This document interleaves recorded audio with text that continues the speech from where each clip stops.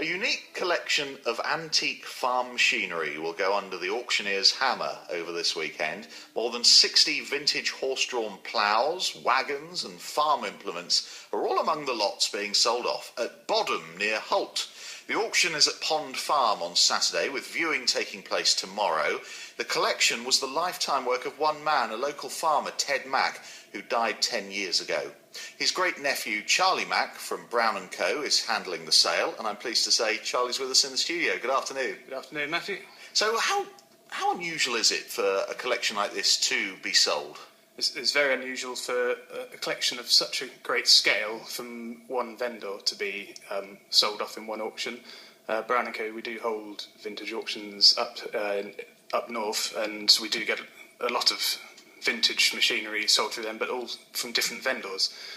So yes, on this scale, it is phenomenally rare. And it's the collection of one man, as you say, and it was your uncle, wasn't it? Yes. He must have really, I mean, obviously he was a farmer, but he obviously loved the history of the subject as well. That's right. He bought his farm back in the 50s, and when he bought the farm, the outgoing landlord had left a lot of old machines in the barns, and he took it upon himself to preserve those. And he wanted to do so his son John and his grandchildren could understand what the history was behind farming and the agricultural practices that took place.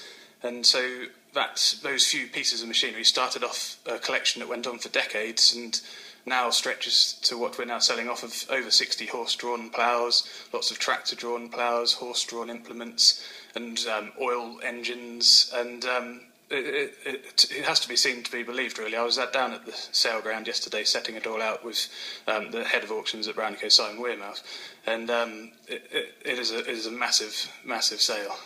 And I guess that motivation you spoke about, things were changing very fast when he came into farming. I mean, horse-drawn ploughs had been the reality for hundreds, thousands of years, and then all of a sudden, after the Second World War, it all changed. Yes, that's right. And his collection, you can see the progression of agriculture. We are effectively selling off the history of agriculture here with the very early pony ploughs going right through to new patented technology. As different foundries built new equipment, they patented it and thought they had the best, and then they kept improving it. And so you can see it through the ages as they go on until we get to the tractor ploughs and the tractor machinery. And I was down there yesterday. So it's going to be a mixture of emotions on the day, because all my family will be there, and I was looking around yesterday with my father, and he saw a piece there that had been used on our farm back at home, and he could remember it being used about 40 years ago. So yes, it will be mixed emotions. So you might buy it back. Yes, wouldn't be surprised. What for you then are, just identify some of the star lots that people may have to, may want to look out for on Saturday. We've got a vast array of Norfolk gallows ploughs, which are fairly rare, and especially in the condition they're in. They're in very good condition. And we've also got an engine which was built by Shanks of Arbroath up in Scotland, and that's provided a lot of interest. There's been people ringing up about that, and I've never seen one sold before, nor has my colleague Simon. He's never seen one sold before. So it was a multi-purpose engine that carried out various tasks on the farm. And this one was used actually for driving a mill. And that's he didn't actually use it on his farm. He bought it as a collector's piece, and so I'm looking forward to seeing how that does. Is there a lot of age to that? Yes, that's from the 1800s. That engine, so it's quite an early engine. And you mentioned about that particular type of plough, the gallows plough. Yes. Is it a different design? Is it something that was unique in this area? It is. It's fairly unique to Norfolk. You've got like a big arch on the front of it that holds the whole piece together, and it's difficult to explain on the radio, but to actually see it, you'd understand it's a lot bigger than the other ploughs. They have a small set of wheels on the front.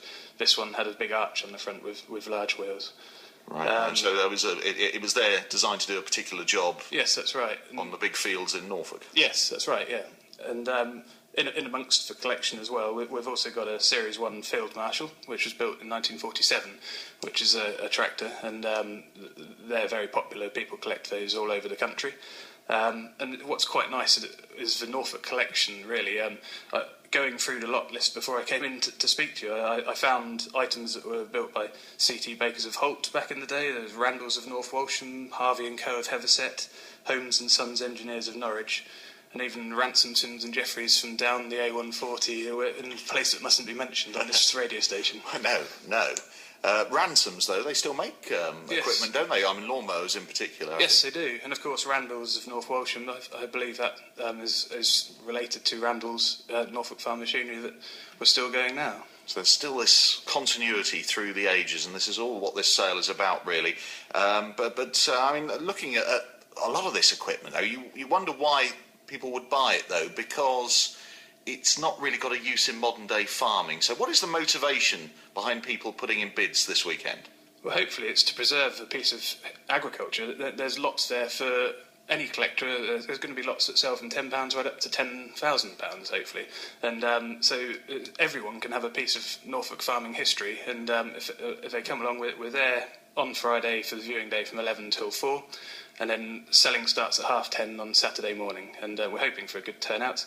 And there's a lot of lots to get through. And there's plenty to go around. And hopefully what my great uncle would have wanted when he started it was to preserve history. Hopefully we'll get some collectors there who want to do the same.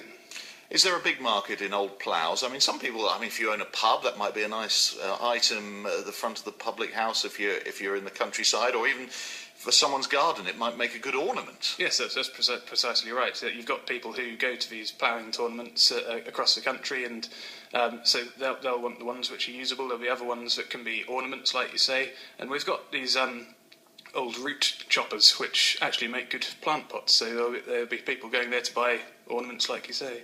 One of my favourite lots, I had a quick look through the catalogue online, and there's the Mexican hat. Yes. Now people go, whatever are they selling a Mexican hat off for? But you explain. You wouldn't want to put one on your head, let's put it that way. They're pretty heavy. they're pig troughs for feeding pigs. Circular, yes. Just like a sombrero. They look like a sombrero, but they weigh a lot more.